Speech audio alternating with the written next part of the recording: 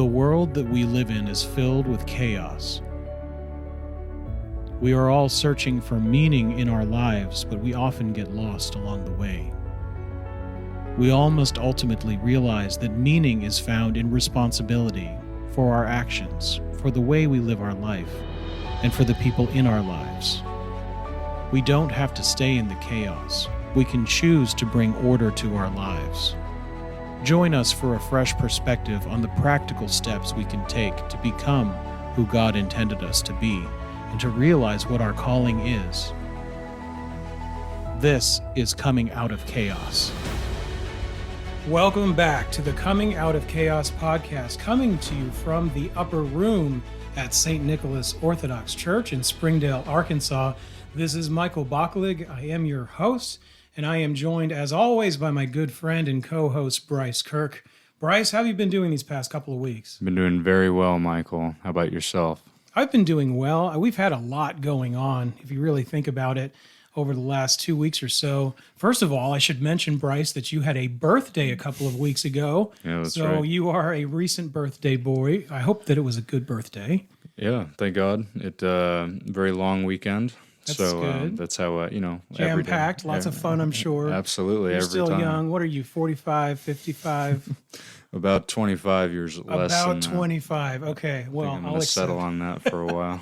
Enjoy your 25th year then. Thank God. And happy birthday, belated. Thank to you. you. I'm glad that it sounds like it was a success. We've also had some other exciting news just locally. The University of Arkansas has won their first three football games, and that includes, Bryce, a victory over number 15 Texas last Saturday. I heard you were at that game, Bryce. What was that like? It was a madhouse. I don't think I've ever seen the stadium quite that full or quite that electric. Yeah. But it was a beautiful thing to be a part of. That's awesome. You know, one of the things that unites us, I'm an alumni from the University of Arkansas. I graduated from there, so I am an adopted hog, and you're a grad student, as we've mentioned before. So this is, I think, isn't this your final year, Bryce, as a grad student? Yeah, God willing. I'm about done with school, so. God willing, hopefully you don't stick around too much longer after this year. Right. We'll see what happens. Well, we'd love to have you stay in the area, but we'll see where God takes you.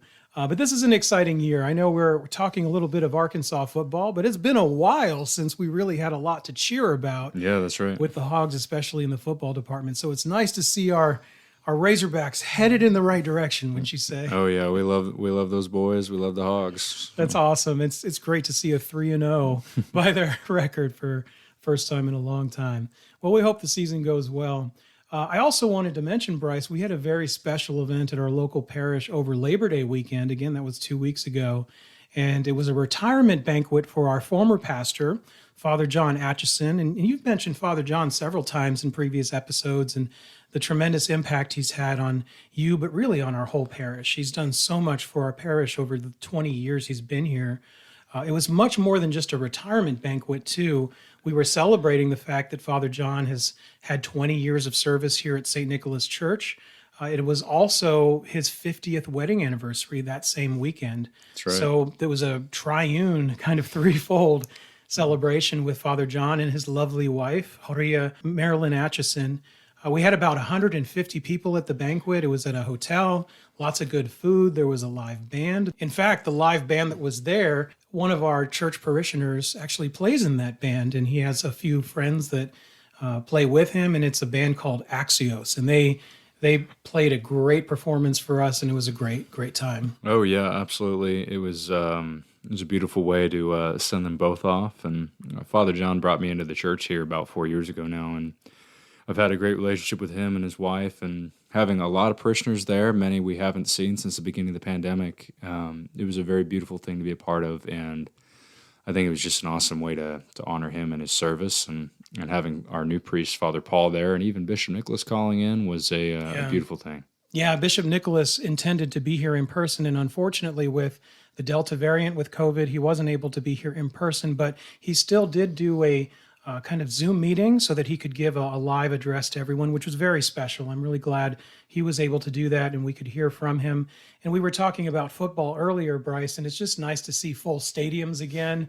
It's nice to be able to do, a full banquet in a hotel, in a banquet hall where, it was just wonderful to have everybody together. And we know that there's situations where, unfortunately, that can't happen everywhere. There's parts of the country where COVID has been a lot more difficult to deal with. But thank God for those little just bright spots where we're finally starting to see things like this come together. And we've talked, Bryce, about the importance of community and being in a communal environment at church, at a banquet like we described, even at a football game. It really tugs at your soul, and it really points to how we're wired. Yeah, that's absolutely true. And, people really do need to be in communion with each other. And over the last year and a half, we're recording this in 2021. It's the world's been turned on its head. And to be able to kind of see things return to normal somewhat, being able to be back in church, being able to be back in stadiums, being able to be back in classrooms or businesses, it may seem like a small thing, but it's been something that's been lacking for a while, and perhaps for good reason, but now we're coming out of that and being able to be with people in person again. As the kids say, it just hits different. It has been a really hard time over this last year and a half, almost 2 years. And I think that for me personally, it's been important to not take things for granted anymore.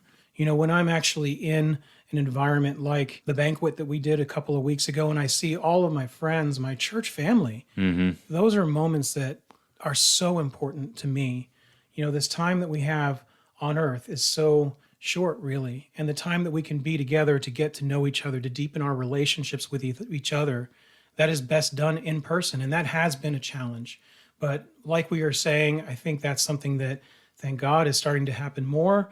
And we don't have to be as afraid, because I think people are starting to understand how to be safe. The hospitals are getting better at treating the virus. And so we have to just look forward and realize that we can't live in fear, our whole life and just be cooped up and not engage with people. I think engagement is so key. Yeah, absolutely. I think it's part of being human. Well, speaking of engagement, we're going to engage right back into this article that we've been going through together. The article, again, that we started a couple episodes back, it's called Why Orthodox Men Love Church, and the author is Frederica Matthews Green. And I do want to remind everyone this article is available to read on our Antiochian Men website. Just go to antiochianmen.org and scroll down to the bottom of the page and just click on the Download Amen Documents. And you can go ahead and see that at the top of the page if you'd like to follow along. Bryce, we started by going through the introduction and then the section called Challenges a couple of episodes back. And then we talked about the following two sections that were subtitled Clear Disciplines and a Goal in our last episode. We're going to move now on to the next section of the article, which is titled No Sentimentality. Bryce, why don't you kick us off this time with the first paragraph? Yeah, no problem. So to begin, she writes, in The Church Impotent, cited above and recommended by several of these men, Leon Podles offers a theory about how Western Christian piety became feminized. In the 12th to 13th centuries, a particularly tender, even erotic strain of devotion arose, one which invited the individual believer to picture himself or herself, rather than the church as a whole, as the bride of Christ. Bridal mysticism was enthusiastically adopted by devout women and left an enduring stamp on Western Christianity. It understandably had less appeal for guys. For centuries in the West, men who chose the ministry have been stereotyped as effeminate. A lifelong Orthodox layman says that, from the outside, Western Christianity strikes him as, quote, a love story written for women by women, unquote. I really find this section of the article fascinating, Bryce. The very subtitle of this section is No Sentimentality. And I think that really speaks to a barrier that I think a lot of men have faced in some versions of Western Christianity. Sentimentality tends to be an excessive tenderness, maybe even a sadness, or sometimes a nostalgia. And I can see where that would be a turnoff to men everywhere. I was most struck by the paragraph you read where it says that a lifelong Orthodox layman said from the outside that Western Christianity strikes him as a love story written for women by women. Yeah, to bring up that point, it's very different than the Orthodox Church is and the Orthodox way of worship. Like one example of that is all of our clergy are men. Yeah. The priest is a man, the deacon's a man, subdeacons, and so on and so forth, altar servers. And to be able to observe that from the inside for your whole life, Michael, you're a lifelong Orthodox Christian as well.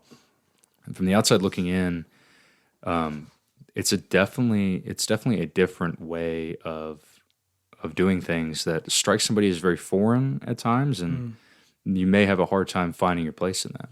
Yeah, and it's interesting you bring that up because you're right. I've been Orthodox my whole life. And so for me, having an all male clergy has been very normal. It's something that I've experienced my whole life. I never questioned it. But there's something deep about the fact that the men have their role in the church in regards to the clergy as being clergy. And it doesn't mean that they're above everybody else. It doesn't mean that they're on top and that they do all the work. That's not how it's supposed to be. That's not how it's designed. You know, Father Hans, our spiritual advisor to the Antiochian men, he has an incredible video about this topic, about why in the Orthodox Church, all of the clergy are men. And I would highly recommend that if anyone is interested in this topic, that they go to our website or to our YouTube channel and to watch that video, Why a Male Clergy. Father Hans says it better than I think either of us could, and it is, we've gotten so many great points of feedback, and just people have commented on how deep that really is. Because from our point of view, or I would say from the modern point of view in our culture, most people would just say that's not fair. It's not fair that you can't have women as clergy. And it's not about fairness at all. And again, if you watch that video, if you hear Father Hans explaining the concrete differences between men and women, and the reason why in the Orthodox Church the clergy are taken from men, you know, there's a part in that video that is very profound about holding the chalice, for example, which holds the body and blood of Christ. And when a male holds the chalice, it gives a very different symbol than if a woman were to hold it. And that's just a little bit of a teaser because I'm not going to try to teach on this point. It is a very deep and a serious point, but it's something that we do have that video that everyone can check out, and it would maybe help to clarify some things because there have been, I think, in some Western Christian churches, some confusion about, can women be clergy? Is it okay? Well, you might have to think about what is the purpose of the clergy in that church. And in our church, in the Orthodox Church, there's a sacramental reality that is very much a part of what the clergy does. And so that brings a depth to it where if you don't understand the tradition of the church, it can be very confusing. Right, and it's not about, men are superior and women are inferior. That's not at all what it's about. It's about having roles that people take according to what the church says. And for a lot of people, the Orthodox Church does strike them as being backward, or frankly, sometimes they believe it to be wrong at times because it's not part of a modern concept. Right. It's not part of a modern context. And so with that, I remember reading an article one time several years ago when I was first coming into the church, and it had said that the title of the article was The Orthodox Church is Stuck in the Middle Ages. And for some people, that seems like it's an absolute problem. But in Orthodoxy, a center part of everything that we do is tradition. Yeah. It's hierarchy. Everything is organized in such a way. Michael, we've gone to chanting classes here, and one of our readers, who is our choir director, he has given us instructions on as to why the church calendar is so intricate and why services are set up in the way that they are. Exactly. And they're administered at the time that they are, because everything has a purpose, and everyone has a purpose, and you find that through the confines of what the church says. Yeah, that's exactly right, Bryce. I also find it interesting that this article says for centuries in the West, men who chose the ministry have been stereotyped as effeminate. And it's perhaps not surprising if what this article is saying is true, where it mentions in the 12th and 13th centuries a particularly tender and even erotic strain of devotion arose in Western Christianity. The term that was brought up in the article is bridal mysticism, and I found this really interesting, Bryce. That concept invites the individual believer to picture himself or herself as the bride of Christ.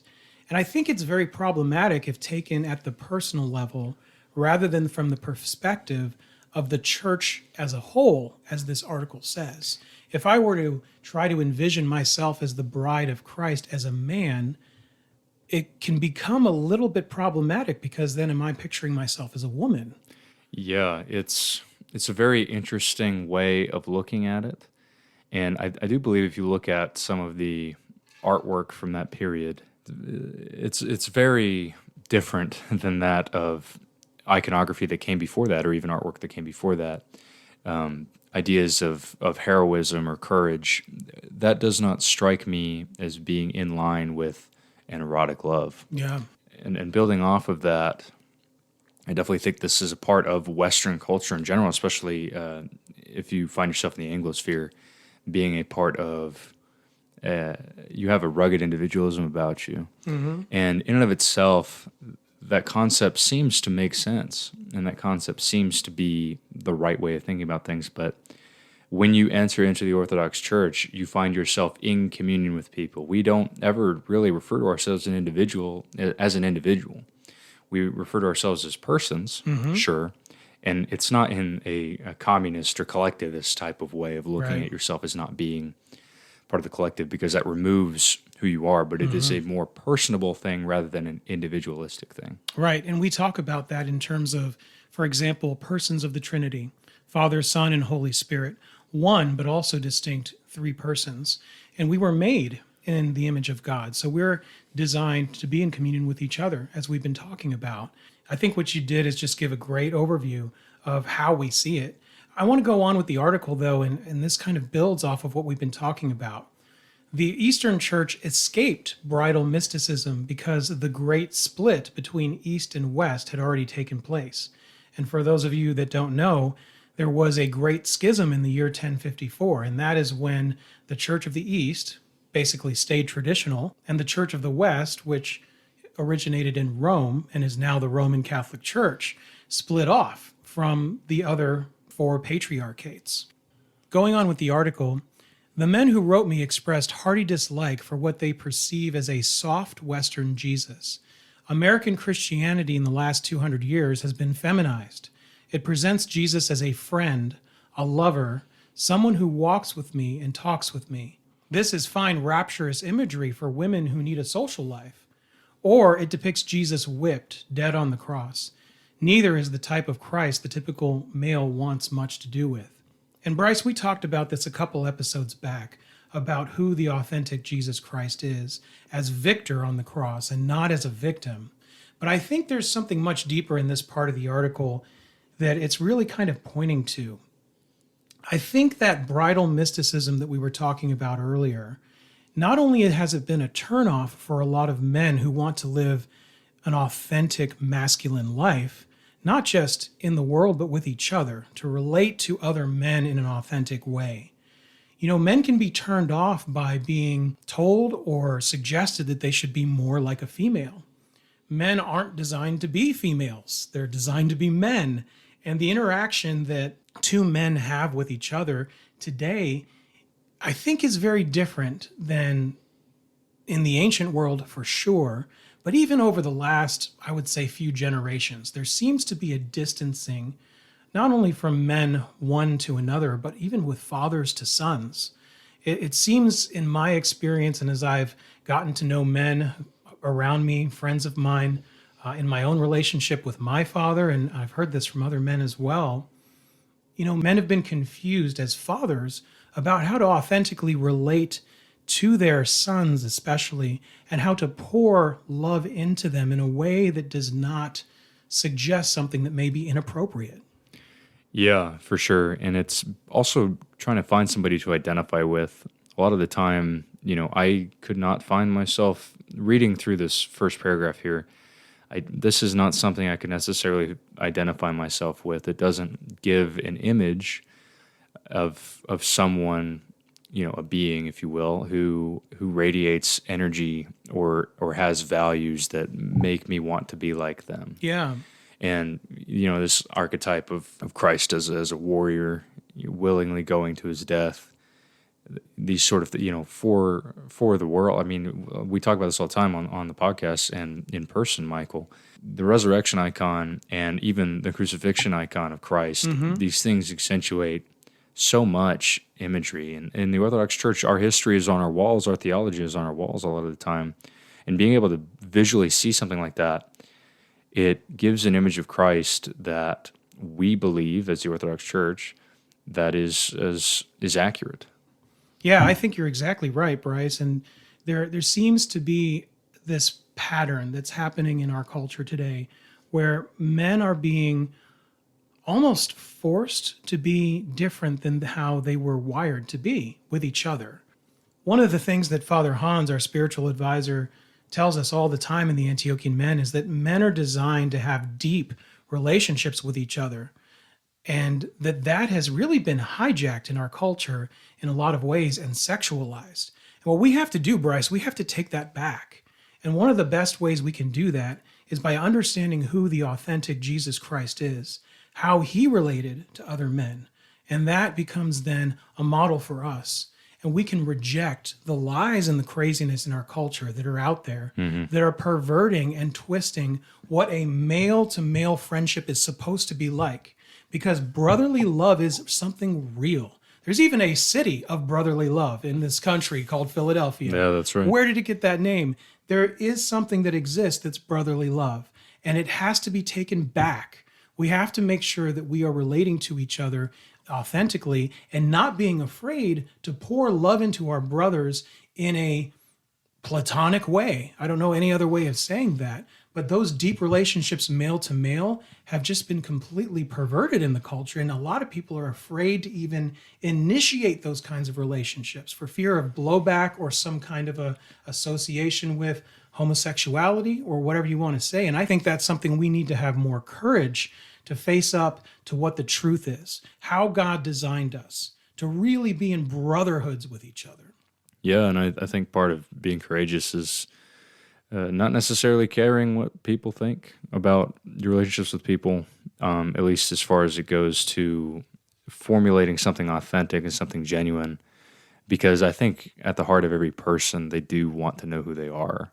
Exactly. And they are searching for truth. And I think, as we've said before, and this is not an original idea from us, but truth is not just a principle, it is a man, and that is Jesus Christ.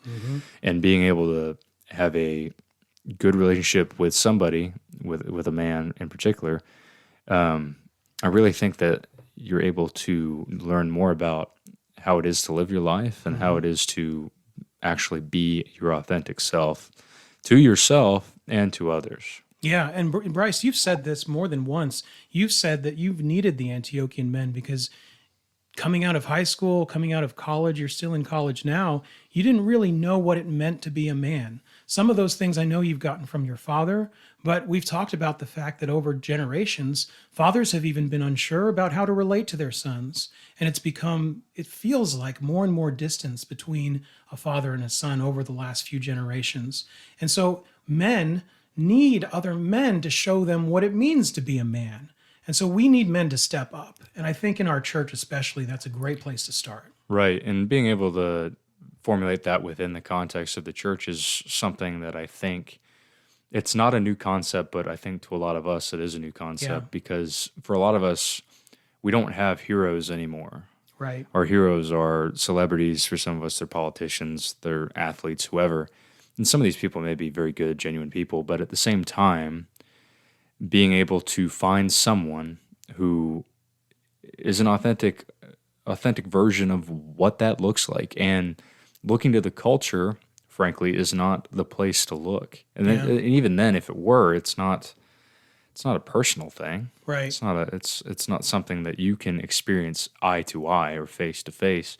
It's something that is afar from you, and it's something that can become very idealized, and it's something that really, it's not the place to look. And it's not that the answer is somewhere in the middle. The answer is above all of that. Right, exactly. Bryce, why don't you go ahead and take the next section of the article? During worship, quote, men don't want to pray in the Western fashion with hands clasped, lips pressed together, and a facial expression of forced serenity, unquote. Another quote says, "It's guys holding hands with other guys and singing campfire songs." Another quote, "Lines about reaching out for his embrace, wanting to touch his face, while being overwhelmed by the power of his love. Those are difficult songs for one man to sing to another man." I would say those are definitely difficult for one man to sing to another man. And it all feels just so very touchy-feely. And I even started laughing, Bryce, when you were reading this, because if you compare it to the Orthodox Church, there's so much depth to the hymnography, and it goes back thousands of years. In some cases, the hymns go all the way back to, in some cases, the 3rd and 4th century. And what we're actually singing, what we're bringing forward and making a present reality, they're not campfire songs. Yeah. They're not designed to invoke some kind of emotion and to have everybody sing Kumbaya with each other. That's not what our worship is. Right. And we just sang tonight, we're celebrating the exaltation of the Holy Cross. Yeah. We're still in that period now. And the hymn's lyrics go like this: "O Lord, save thy people and bless thine inheritance, granting to thy people victory over all their enemies, and by the power of thy cross, preserving thine estate." And a hymn like that, it's not an impersonal one at all. It's giving an actual representation of what has been done by Christ himself, what has been done for us, and where we find ourselves in that. And a lot of these songs that I recall singing as a kid, they were nice in bringing us together, but at the same time, it all felt rather contrived. I did not necessarily feel right singing it because I couldn't find somewhere to identify with it. It must have felt very forced. It honestly, at times it was. I remember some of the older Lutheran hymns that we would sing at church. "A Mighty Fortress is Our God." That one was a good one, at least in the context of how it was written.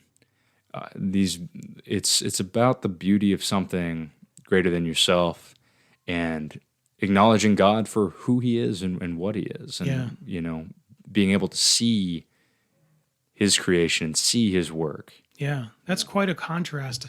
I appreciate you sharing your past as a Lutheran. That's something I don't have. I did go to a Lutheran university when I started college, and I noticed some of these things, but when you had been brought up in that environment, it gives such clarity about what that was like. And so it's always nice to hear that perspective, Bryce. I'm going to go ahead and read the next 2 sections of the article here together.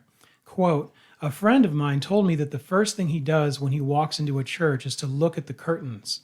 That tells him who is making the decisions in that church and the type of Christian they want to attract." Another quote says, "Guys either want to be challenged to fight for a glorious and honorable cause and get filthy dirty in the process, or to loaf in our recliners with plenty of beer, pizza, and football.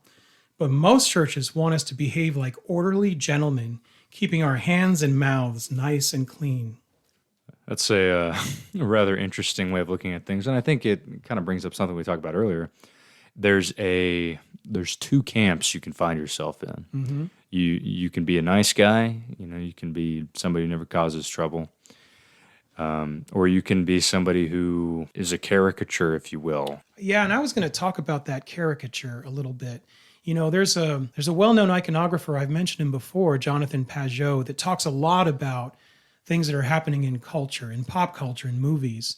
And there's been a strange kind of demeaning of the male characters in movies and TV shows. This kind of idea of the male as the complete couch potato, sitting around with beer and watching football, not really wanting to be engaged at home to help out his wife, to help out with the kids. And you see also in a lot of big budget movies, this kind of strange inversion with female roles. For example, a female lead will take the place of what used to be a masculine role. And it's almost like in Hollywood, they're trying to put these masculine virtues and traits and qualities into these female leads to kind of prop up the woman as this Amazon woman that is this ultimate, really kind of male figure, what has traditionally been a male figure. And I don't think that this pattern is just some kind of a coincidence. I think that there is a concerted effort in our culture and in Hollywood in particular to kind of convince men that they really should be looking at women as what they should be more like. And the women are always either put together better in these stories. And I think it's a very strange thing that's happening in our culture. And Jonathan Pageau has got a YouTube channel that has several videos talking about this. But I think there's something even bigger happening just in the world where there's this confusion about what it means to be a man. And even men now aren't sure what that is. You've said this as a young man, but even older men, I know men in their 40s and their 50s, they were never told what it meant to become a man. Yeah. And even in the church, they're looking, hopefully, to the authentic Jesus Christ to do that. But in some cases, even in the church, they get lost because of the conditioning that's happening around us in our culture. And sometimes we don't even see the authentic Christ when he's right in front of us. Right. And a lot of the time, you mentioned pop culture references earlier. You can either find yourself being Ned Flanders or you can find yourself being Homer Simpson. Yeah. And that's not just an older person problem. That's a younger man problem too. And again, we're all looking for something. Mm-hmm. And the Orthodox Church, I think for us, Michael, and for so many other people, because we were looking for truth, we also found parts of ourselves there too. And that's a lifelong journey. And having a relationship with a spiritual father as well, Yeah. that's something that can go leaps and bounds beyond just trying to do it yourself, or being present in the church is a wonderful thing. Being a part of the ministries that the church has to offer Right. is a wonderful thing as well. But having a relationship with a spiritual father who knows you and you know him, that is something that you really can't find anywhere else. Yeah, that is so true. Bryce, why don't you go ahead and take a stab here at the next section of the article? So one man said that worship at his Pentecostal church had been, quote, largely an emotional experience. Feelings, tears, repeated rededication of one's life to Christ in large emotional group settings. Singing emotional songs, swaying hands aloft. Even scripture reading was supposed to produce an emotional experience.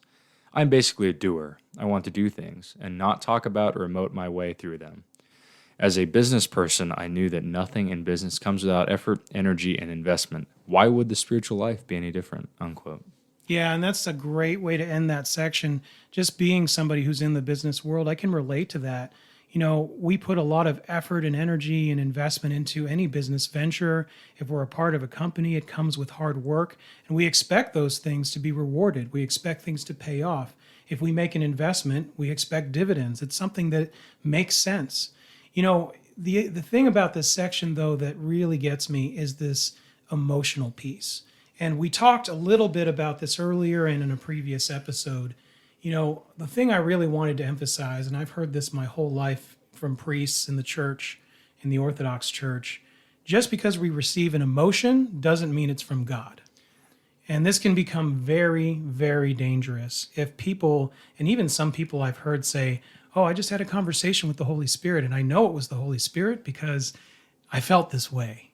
And Bryce, I don't know what your experience may have been like in this kind of way, but for me, whenever I hear somebody talking like that, it is really dangerous ground because, again, not every emotion comes from God. There are arrows that fly by day. There are demonic principalities. There are demons out there sending emotions to us.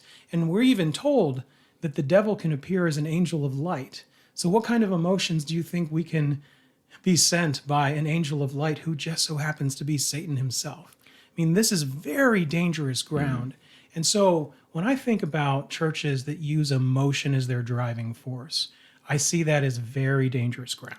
Yeah, things need to be done with proper discernment, right? And this is part of where your spiritual father comes in. You may have thoughts or you may have some type of experience that may give you an interesting feeling or may give you interesting thoughts or a new way of looking at things. And if you are not able to properly discern that, you need to go to your spiritual father and discuss that. As well as, you talk about emotion in a lot of churches, shall we say. And I wouldn't say that Orthodox people are immune to having this experience. None of us are immune. Right. And I definitely think that a lot of Western churches now do not have a concept of the sacraments as the Eastern Orthodox Church does, as the Roman Catholic Church does, as some high church Protestant churches have as well. And I think, from my observation, I do think that this emotion is it's replicating a sacrament. You must be emotional, not in a mind controlling way, but it's Yeah. just something that's expected of you. I think being able to do things without emotion driving you is an interesting concept to some people because it's just expected at some points. Yeah, and isn't it in our culture today where it seems like all of our entertainment is predicated on eliciting an emotional response? If you think about even going to a football game, like we were talking about experiencing a touchdown, with all your friends there at the stadium, but even going to a concert, music is highly emotional driven. In movies, I mean, think about some of the Disney films and Pixar that really tug at your heartstrings. There is a direct attempt in all aspects of our entertainment world to really pull at your heartstrings, to really evoke those emotional responses because it makes people feel alive. But in what way are they really feeling alive? Is it a self-medication technique for someone that just wants to feel something? I wanted to make one more comment about the business side of things since it brought it up in this section of the article. I've had a 20-year career in the business world, and one of my mentors told me once that in the business world, if you're making an emotional decision, it's usually not the right one. And I've always thought about that because if you are making an emotional decision and it's not about the bottom line or about making a good business decision, which involves using your head, using logic to make sure that you're not doing something on a whim, businesses have collapsed because of emotional decisions.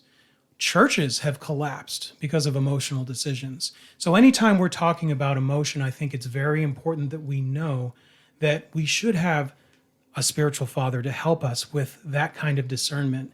If we are relying on only ourselves to interpret the emotions that we're feeling, it's very dangerous ground. And we can't think that we're above the demonic assaults that we are under fire from every single day. Yeah, and I think a part of that too is not allowing your emotion to control you and you being able to control that emotion. And this is something that the church talks about frequently, suppressing your own passions, being able to overcome the flesh and not allowing that to overcome you.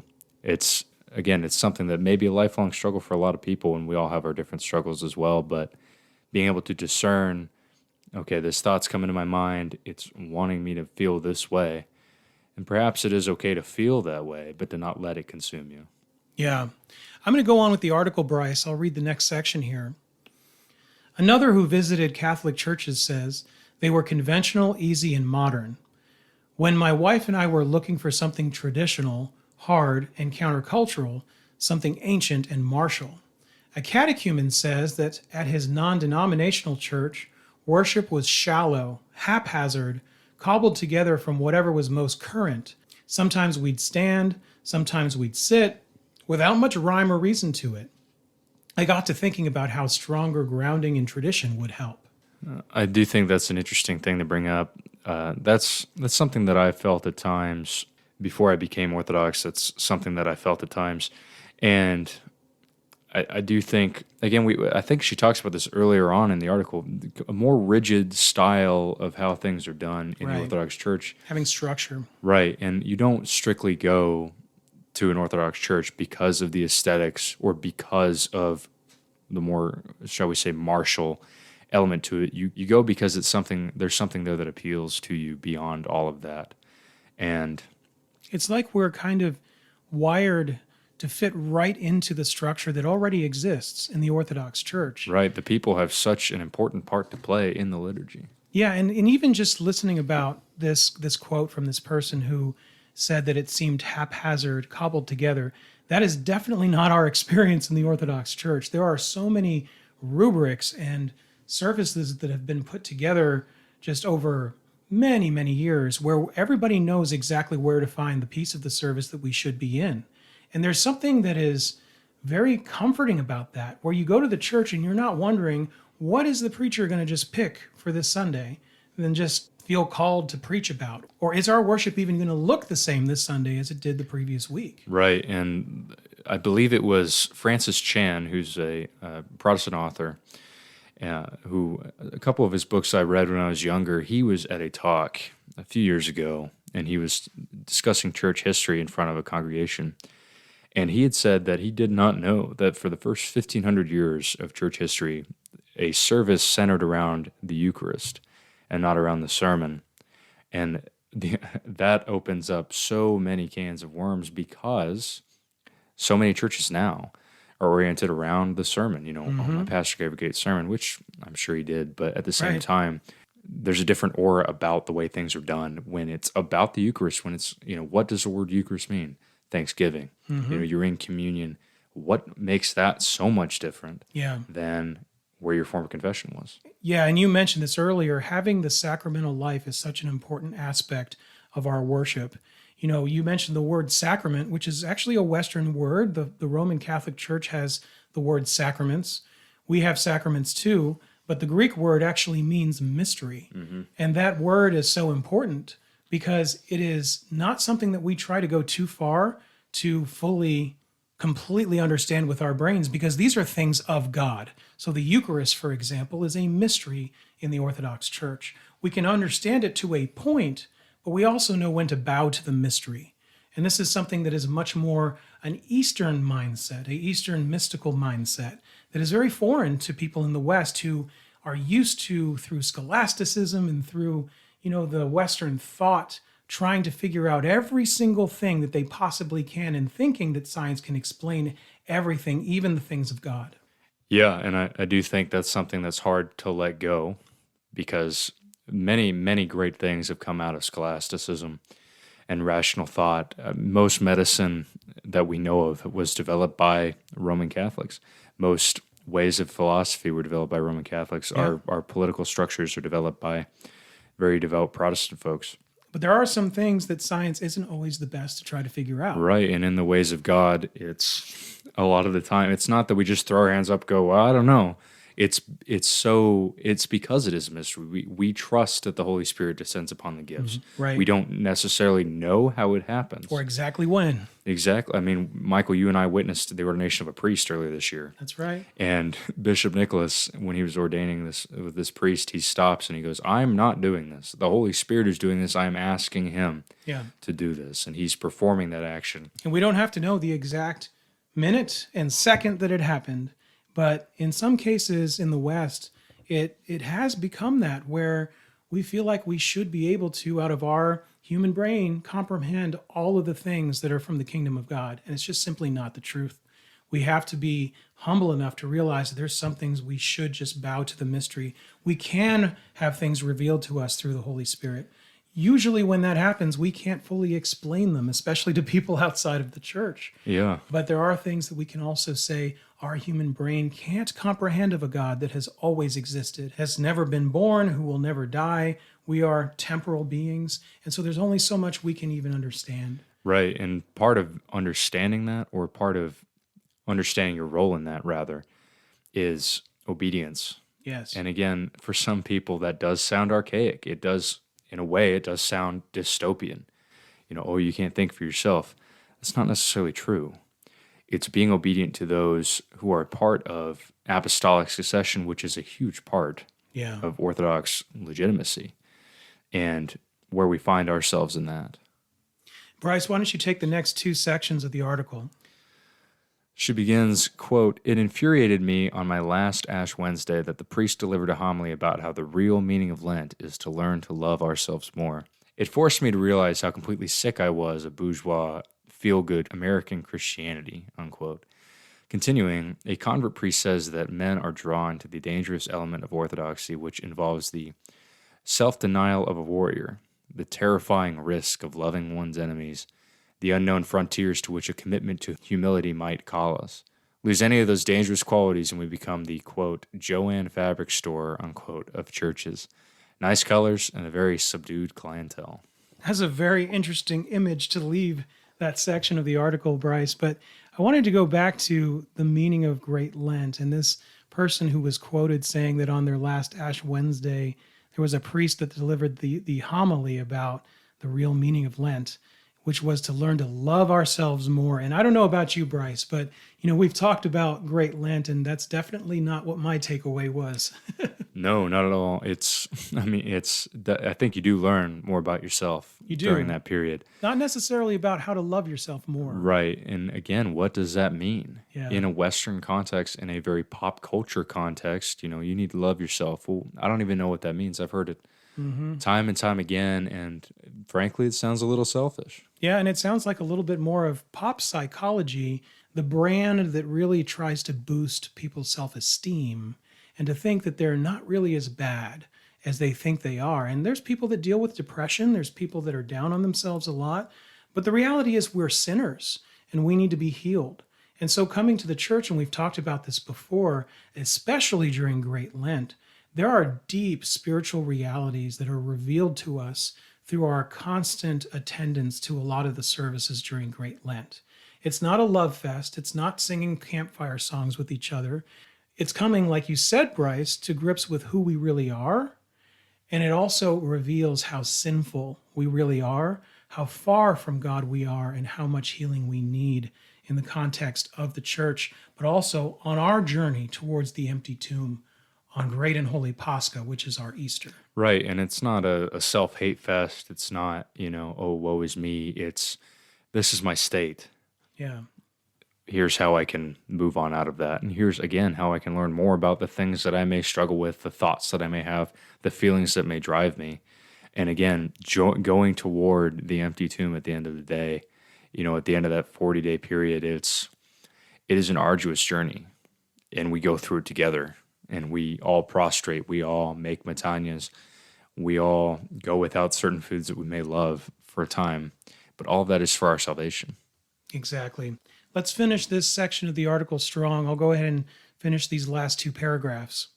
Men get pretty cynical when they sense someone attempting to manipulate their emotions, especially when it's in the name of religion. They appreciate the objectivity of Orthodox worship. It's not aimed at prompting religious feelings, but at performing an objective duty. From a deacon, evangelical churches call men to be passive and nice, think Mr. Rogers. Orthodox churches call men to be courageous and act, think Braveheart. And I think, Bryce, this really summarizes things very well, and it kind of repeats some of the things we've already talked about. First of all, manipulating emotions. I know men are not a fan of that. If they feel like someone is trying to manipulate them emotionally, they usually turn and go the other way. They can always tell when they're being kind of conned, or if they're just being manipulated emotionally to try to feel things that are not who they really are or not how they want to feel. We've talked a lot about the structure that's found in the Orthodox Church. I also think this word objectivity is very important. We talked in one of our earlier episodes about how the ascetical disciplines of the church help us so that our highs are not too high and our lows are not too low, and we can deal with the emotional times in our life in a much more balanced way. There are a lot of men, Bryce, I look around and see them all the time, that have really major problems controlling their emotions. And so a lot of the things in the church, I can just speak from experience, have really helped me to kind of be at a more even keel, which has given me tremendous blessings in my life. It's helped me to get through school. It's helped me to have a career. It's helped me to lead my family and to not let those high tides overwhelm me. Yeah, and I think a lot of that too is having a communion as well, and having a community, especially with other Orthodox people. One of our saints says, my brother is my life. Mm-hmm. And being a part of that, that's a genuine thing. And I think people really just want genuine relationships with other people. And both men and women have issues with, manipulation. And everybody now is a skeptic. Yeah. Everybody's now a skeptic unless it necessarily fits the way that they're feeling at one point or another. And having a duty is something that is much different. I've never been in the military, but I look at these guys that I know who are the men and women who have been in the military that I know, and they have a different aura about them. They're real men. Especially because they've served in combat or they've just been alongside people. They've served others, exactly. These are people that embody what we've been talking about. Right, and none of that was forced necessarily. It's part of what you do, but you willingly go to do so. Right. Yeah, Bryce, I think that we've talked about a lot of good things here in this episode, and there's still more of this article that we're looking forward to diving into. So we really appreciate you being with us, hearing our perspective on all of these different topics. I think these are very important topics. I know, Bryce, you agree with me. Before we do end the episode, I want to remind everyone that we do have a website. Please visit it at antiochianmen.org. Also, check out our YouTube channel at youtube.com/amendomse and look at all the great video content that we have available. And also remember that our podcast is available on Spotify, Apple Podcasts, Google Podcasts, and Stitcher, as well as our YouTube channel. If you are a listener on any of those platforms and you are able to leave a review or give us a star rating, please go ahead and do so. It helps with the algorithm, gives us some more traction going forward. And please tell a friend about the Coming Out of Chaos podcast. We would really appreciate it if you can send a text message, an email, or even a Facebook post to your friends and encourage them to listen to this podcast. Thanks for listening, and we'll see you next time.